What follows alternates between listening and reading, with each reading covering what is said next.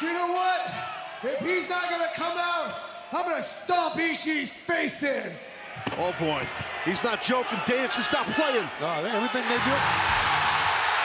Listen to this. Those coin drops can mean only one thing. It's the Rainmaker, Kazuchika Okada. Oh, brother. Look at this face-off here. We only have to wait till Sunday.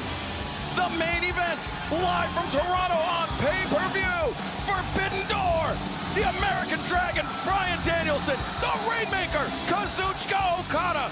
A dream match for the ages. Yo, party people, what is up? It's your boy, the best guy in the biz. What an episode of Dynamite on the Go Home Show before this Sunday's Forbidden Door event. Danielson, Okada finally coming face to face. Ishii teaming up with Kingston and the rest of the Elite versus BCC, Takeshita and Umino. We got an awesome 8-man tag setting up for a collision featuring, yeah, you guessed it, CM Punk again, and so much other cool stuff setting us up for Forbidden Door this weekend. Guys, don't worry. Everything that happened here on Dynamite, you're about to hear about it right here, right now, because the newest episode of the Get Through Gabe covering Dynamite is about to start right, you guessed it, now.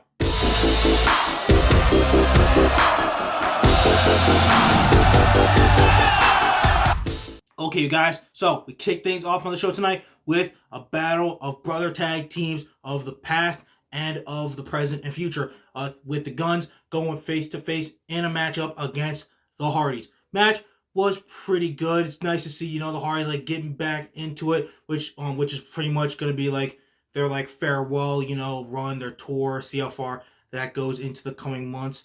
And then, it's looking pretty much almost as official as it can get. The Guns ended up getting the win thanks to Bullet Club Gold, the Bang Bang Gang, Jay White, and Rock Hard, Juice Robinson, dude. It's looking as clear as day that this is going to be the new Bullet Club Gold faction. It's just a matter of formalities and just making it official that the Guns will be in Bullet Club Gold. I give that maybe a week, 2 weeks before that's finally made official. But they came out, got the jump on the Hardy Boys after the match, but out came Absolute Ricky Starks. But that wasn't enough. So then FTR, the AEW World Tag Team Champions, came up, and that still wasn't enough. So guess who showed up since the Elite weren't in the building and just did a pre-tape segment? The best in the world, Chicago's own CM Punk. And now it is set up an absolute great matchup, pretty much the main event for this Saturday's collision. The best in the world, CM Punk, teaming with Absolute Ricky Starks. And once again with his buddies, FTR, the World Tag Champs, against Bullet Club Gold's Jay White, Rock Hard, Juice Robinson, and pretty much the next new additions, the Guns. Pretty solid 8-man tag. It's going to be pretty cool to see, Punk and Ricky actually getting to be like on the same side together in a match. So that'll be pretty cool.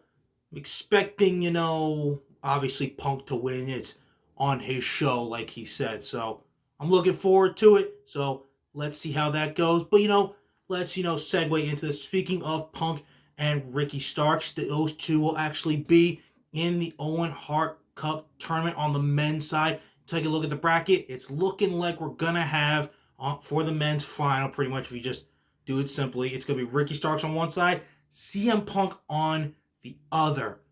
As much, I really would love for Ricky Starks to absolutely get the win over CM Punk. That'd be a huge win, and would definitely be like, okay, Ricky's like going to be like the next guy for sure. Like pretty much almost 100. You already know it already, but like it would be like the 100%. Boom, here you go. He's our next guy. Might even beat MJF somewhere down the line, Full Gear or whatever.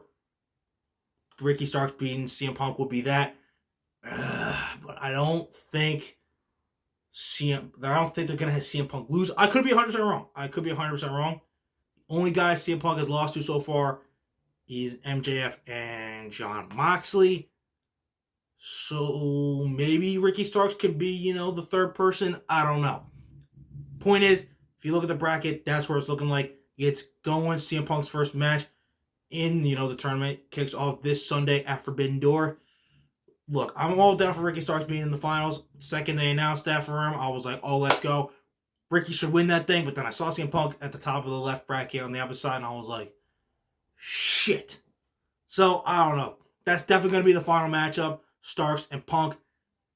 rightfully so. I wouldn't mind if Punk won, but you know what? Screw it. I want to cross my fingers and hope that Ricky Starks finds a way to win. I'm going to ignore the logic and everything else and go with my heart with it, like maybe a lot of y'all are going to do too. And hope absolute Ricky Starks is able to get the win over CM Punk in the finals. But that's still a couple weeks away. July 15th's Collision will be where the finals take place in Calgary, Alberta, Canada, Owen Hart's hometown. Let's just worry about the 8-man tag happening this Saturday on Collision with CM Punk teaming with potential, it's not even definite, future opponent in the finals of the Owen Hart Cup tournament in Ricky Starks and his boys FTR against Bullet Club Gold and their potential new members in the Guns, and then Jay White and Rock Hard Juice Robinson, dude. Should be pretty good. I'm looking forward to it. Okay, guys, I just finished talking about the men's Owen Hart Cup tournament bracket. Let's talk about the women's. Let's just be straight up. Look at the bracket. Willow Nightingale is winning this whole thing, hands down. You look at the whole bracket, she definitely is the one that deserves to win it. Like, she has really been on a roll, and the Mercedes Moné injury was unfortunate, and she was going to be the one to win and become the inaugural New Japan Strong Women's World Champion, but things worked out for Willow. It has only increased her momentum. Like, and you see it, the crowd's getting behind her. The clap. It's great. It's awesome. Loving it. And now she's even getting a world title match after Forbidden Door against Toni Storm. She's unfortunately not going to win, but it's pretty much giving a test that she's going to pass and to show why she can be in the echelons of world title challenging talent and future world champion somewhere down the line. It's perfect. She's going to steal the show in that match and then go on to win this Owen Hart Cup for the women. I mean, honestly, you look at the rest of the bracket, she can beat Nyla Rose and anyone else on the side of the bracket, and maybe Britt Baker makes it to the finals again, or Kirby Ruby. So, I don't know. We'll see. Think about that's literally a rematch of the finals in that first round matchup. Crazy. But that's me. And a lot of you, come on. Let's go, Willow. Win this women's Owen Hart Cup tournament. We all believe in you, Willow. Feel happy and smile. Let's go, Willow.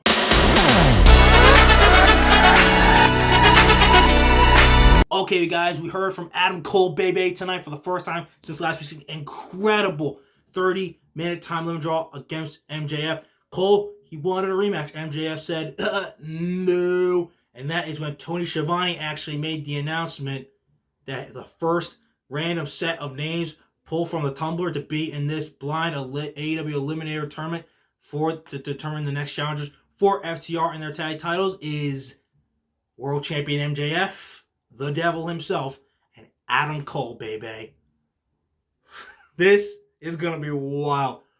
You can see they're definitely trying to drag this out until at least All In or All Out, depending on which one they want to have them fight that for the world title. And considering it's in a week span, either one would work. I think Cole said he wanted to fight All In, but either way, it'll be a great match. And as for Adam Cole winning, then we'll get to that part when we get to it. I think they dragged this out to even Cole and MJF getting to the finals and then one walking out on the other, and then they lose or whatever, or that happens after the finals. They win that and they go on to face FTR, and that's when they end up losing when they fight for the tag team titles. Point is, one, I love that Adam Cole, even when he's a super over babyface again, is still hating on Tony Schiavone. He was like, yo, shut up, Schiavone. Freaking in sync with MJF, and I love the story. I love the cool way of dragging out. Like, it's a different way of working with MJF and getting his opponent. Some people are like tired of the whole they have to go through obstacle after obstacle. Cole probably won't have to do that because probably just right after this title thing's over with them in the Eliminator, they'll just do a couple weeks build and then boom, you have a world title match. And Adam Cole's getting really good at convincing MJF to do stuff. He ended up convincing him to actually face Tanahashi this Sunday after Forbidden Door in order to prove that MJF, the Devil himself, no one is on the level of the Devil and that he is better than Tanahashi and will remain the AEW World Champion. So I'm loving Cole and MJF as a team. This should be a fun couple weeks. I'm curious to see who else is going to be in this tournament, how many teams are going to be in there. But honestly, Cole and MJF are my picks to either just go to the finals and lose or go against FTR and lose there for the tag team titles. Either way, it's going to be great. And hey, like MJF said, we're not all sick perverts or anything or sickly minded, but MJF's pretty much going to have to wrestle every single week due to this tournament. So that should be pretty cool. Something he's already never done before. Don't worry, MJF. Cole carry you because, you know, he is Adam Cole, baby. So, yeah, a boom. Good luck, guys. Okay, guys, so the Forbidden Door field is pretty much taking shape. We got a fatal four-way for the international title. Orange Cassidy, Daniel Garcia, Zack Sabre Jr., and Katsuyori Shibata. I expected just Zack Sabre Jr. and Orange Cassidy, but the fatal four-way is honestly still going to be a banger anyway. Though we just know that pretty much Daniel Garcia is going to be one that most likely takes the pin. But hey, it's still going to be a great match. And the international rule of the world is going to reign supreme again. And on top of that, we got, you know, Sting, Darby Allin, and a mystery partner going against Les Suzuki guys again at Forbidden Door. Les Suzuki guys are now 2-0 after picking up a great win over Andretti, AR Fox, and, you know, I don't even remember the third guy's name. I can't believe I ever got that. I'm just kidding. Darius Martin. Miss Top Flight, bro. Such a great tag team. But anyways, and on top of that, we got BCC. He's going to team up with Shota Umino, Moxley's other protege from New Japan Pro Wrestling, and, you know, tall, dark, and sexy, as Moxley called him, Konosuke Takeshita. So that should be pretty good. And who's the Elite going to have with them? It's going to be the Elite, the Hung Bucks, Eddie Kingston, and Tomohiro Ishii. That match is going to be great.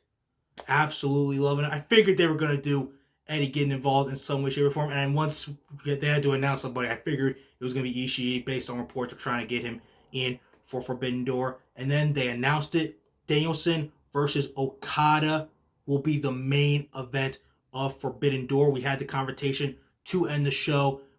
Okada laying out Yuta with the Rainmaker. Careful with Yuta, bro. He's literally our only chance to be for a world champion outside of Action Andretti. So be careful with my dude. My personal pick, I think that Danielson wins this one. Especially the fact that it's in the main event. I really feel like Danielson is and should end up winning this match. I've looked up the history of, you know, Okada, and I've only put it like Danielson owned the 2000s of, you know, wrestling, and Okada owned the 2010s, and now they meet. I really think Danielson should honestly win this one. And plus, it looks like BCC will probably lose that 10-man tag, so can't have BCC having losing all over the night. So I got Danielson beating Okada in that one. I get it why it's the main event. It's the dream match scenario. So honestly, American Dragon, this pick right here is taking him over the Rainmaker. Sorry, bro. It ain't going to rain. But it might pour. Your eyes are going to be pouring tears from that defeat when you lose to the American Dragon. Ain't going to be fun, bro. Let's go, Danielson.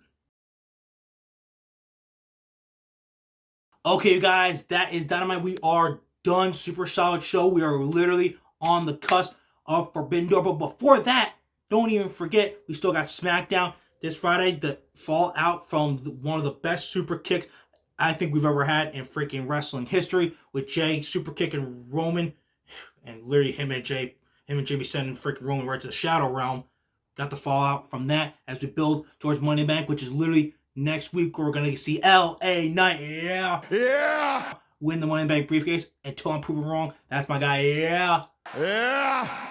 And then this Saturday's Collision, Brody King is going to face off against Andrade. That should be really great. We're one step away from pretty much Andrade going against Malachi Black, and gives me tingles just thinking about it. Owen Hart tournament kicks off for the women, and so much other cool stuff. And then finally, Forbidden Door this Sunday night. So many great matches. Ospreay and Omega are going at it. Sonata, Jungle Boy, Jack Perry for the World IWGP World Title. MJF, Tanahashi, and the main event, Okada, Danielson for the first time ever, and so much more. Guys, you're not going to miss any of these shows. Definitely not going to want to miss what your boy, the best Gabbert in the biz, has to say afterwards. So keep doing what you're doing. Like, subscribe, all that cool stuff. And remember that when it comes to talking wrestling, who better to gab with than Gabe? Okay, guys, I will see you after Friday Night SmackDown this Friday night, and see what other piece of pure cinema we have with the Bloodline story. Deuces, pieces, party peoples. I'm out of here.